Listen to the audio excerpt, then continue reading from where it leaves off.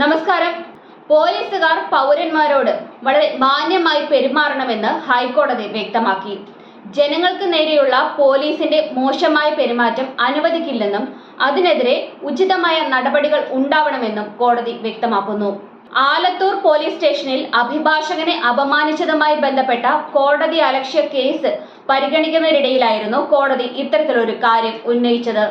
ഭരണഘടനാ മൂല്യങ്ങൾ പാലിച്ചുകൊണ്ട് വളരെ പ്രൊഫഷണലായി പെരുമാറണമെന്നും മാന്യമായി എല്ലാവരോടും ഇടപെടണമെന്നും ഉറപ്പാക്കാൻ സ്വീകരിക്കുന്ന നടപടികൾ എന്തൊക്കെയാണെന്ന് വ്യക്തമാക്കി റിപ്പോർട്ട് സമർപ്പിക്കണമെന്ന് DGPക്ക് കോടതി നിർദ്ദേശം നൽകിയിട്ടുണ്ട്.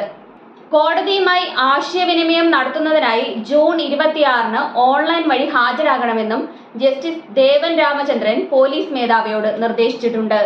പോലീസുകാർ ശക്തരും കടുപ്പക്കാരുമായിരിക്കുമ്പോഴും മര്യാദയുള്ളവരും ജനങ്ങളെ സംരക്ഷിക്കാൻ ഉള്ളവരാണെന്നും ഓർമ്മയുണ്ടാവണം. ഓരോ പോലീസ് സ്റ്റേഷനും ഓരോ സർക്കാർ ഓഫീസാണെന്നും അതുപോലെ ജനങ്ങൾക്ക് എന്തെങ്കിലും ഒരു ആവശ്യം വന്നാൽ പോലീസിന്റെ അടുത്തേക്കോ പോലീസ് സ്റ്റേഷനിലേക്കോ പോകാമെന്ന ധാരണ ജനങ്ങൾക്ക് തോന്നത്തക്ക രീതിയിൽ അങ്ങനെയായി മാറണമെന്നും കോടതി പറയുന്നു.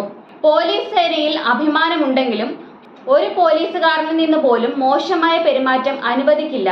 അങ്ങനെ ഉണ്ടായാൽ അത് മുഴുവൻ പോലീസ് സേനയ്ക്കും കളങ്കമുണ്ടാക്കുമെന്നും കോടതി വിശദീകരിച്ചു. ഇത്തരത്തിൽ പൗരന്മാർക്കെതിരെ അധിക്ഷേപകരമായ വാക്കുകൾ ഉപയോഗിക്കരുതെന്നും മോശമായി പെരുമാറണമെന്നും കാണിച്ച് മുൻപും കോടതി നിർദ്ദേശങ്ങൾ നൽകിയിട്ടുണ്ട്.